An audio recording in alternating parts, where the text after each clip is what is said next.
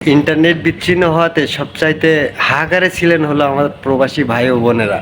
তার কারণ হচ্ছে যে প্রবাসী ভাইদের হাড় ভাঙ্গা পরিশ্রম করে সারাদিন পরিশ্রম করার পরে যখন তাদের ফ্যামিলির সাথে একটু কথা বলে বা ভিডিও কলে তাদের একটু দেখে, তাদের সারাদিনের ক্লান্তিটা দূর হয়ে যায়। সারাদিনের ক্লান্তি দূর করতে তাদের প্রিয়জনদের একটু কথাই যথেষ্ট ছিল। কিন্তু গত এক সপ্তাহে নেট না থাকায় তাদের যে কি হাহাকার ছিল সেটা আসলে নেট আসার পরে সেটা বুঝতে পারলাম। গত 2-3 দিন হলো ইউটিউব কিছুটা চলতেছে। আর এখানে তারা যে ভিডিও বানাইছে আসলে সেই ভিডিও বানানোর হাহাকার থেকে বোঝা যাইতেছে যে তারা তাদের ফ্যামিলির সাথে কথা না বলতে পেরে তারা কতটা হাহাকারে ছিল। আসলে পরিবার ছেড়ে তারা বছরের পর বছর আর কি প্রবাসে আছে। আর বাংলাদেশে এরকম একটা অবস্থায় কি বলবো যে বাংলাদেশে একটা যুদ্ধক্ষেত্র বা রণক্ষেত্র তৈরি হয়ে গিয়েছিল। আর এমতো অবস্থায় তারা তাদের ফ্যামিলিদের সাথে কথা বলতে পারে নাই।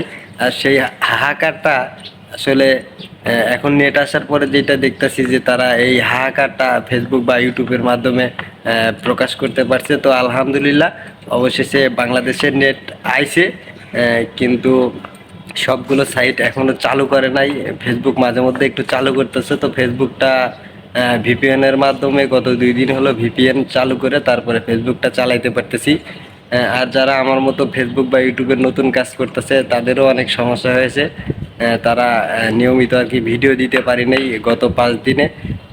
ফেসবুকের বিষয়ে যারা জানেন তারা তো জানেনই যে গত কয়দিন আমরা ভিডিও দিতে পারি না। যদি একদিন ভিডিও না দিতে পারি, 2 দিন ভিডিও না দিতে পারি, সেখানে লাল বাতি জ্বলে যায়। আর গত এক সপ্তাহে আমরা কোনো ভিডিও দিতে পারি নাই, সেখানে কি অবস্থা হয়েছে আসলে পেজে যারা নতুন কাজ করে তারা জানে। আর আমাদের ভালোবাসার মানুষজন যারা দেশের বাইরে আছেন তারা আমাদের এক সপ্তাহের যে একটা গ্যাপ পড়ে গেল পেজে, আর এই গ্যাপটা তোলার জন্য গ্যাপটা পুষিয়ে দেওয়ার জন্য আপনারা আমাদের বাংলাদেশিদের ভিডিও একটু বেশি বেশি দেখবেন এবং শেয়ার করবেন, যেন আমাদের এই এক সপ্তাহের গ্যাপটা আমরা তুলতে পারি। আর আলহামদুলিল্লাহ এখন নেট পাইছি, যতটুক চলবে ইনশাল্লাহ আগামীতে আরও সম্পূর্ণ পেয়ে যাবো এই আশাবাদী আছি। নেট বিচ্ছিন্ন হওয়ায় লাস্ট বেশ কিছুদিন হলো যে ঝামেলা ছিল ঢাকায় বা পুরো বাংলাদেশে যে কোটা আন্দোলনের ঝামেলা ছিল, এই ভিডিওগুলো দেখতে পারি নাই বা এখন দেখতে পারতেছি। বা আমরা রাস্তাঘাটেও বেরোতে পারি নাই, এরকম একটা, আমরা সাধারণ মানুষ রাস্তাঘাটেও বেরোতে পারি নাই, এরকম একটা অবস্থা চালু হয়েছিল। তবে এই ছাদের পরিবেশ থেকে আমরা অনেক কিছু দেখছি, অনেক কিছু দেখতে বলতে অনেক কিছু অনুভব করতে পারছি। কারণ এই ছাদের উপর থেকে আমরা শুধু চতুর্দিকে কালো ধোঁয়া দেখছি, তাতেই বুঝতে পারছি যে দেশের কি পরিস্থিতি হয়েছিল। তো আলহামদুলিল্লাহ এখন মোটামুটি কোনো রকম ভালো আছে। তো সবাই ভালো থাকবেন, সুস্থ থাকবেন, আল্লাহ হাফেজ।